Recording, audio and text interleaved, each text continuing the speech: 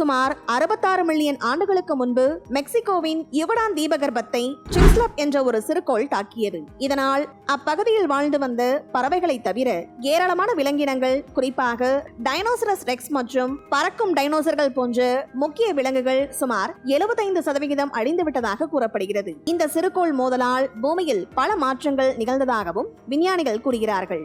Mexican கடற்கரைக்கு அடியில் கிச்லுப் என்று அழைக்கப்படும் ஒரு பள்ளத்தை புவியியலாளர்கள் ஆராய்ச்சி செய்தார்கள். இதில் செக்டோசியஸை பிரிக்கும் பாறையின் அடுக்கில் உள்ள இரிடியம் மற்றும் ரொத்தேனியம் என்ற உலோகம் இருப்பதாக தெரிய வந்துள்ளது.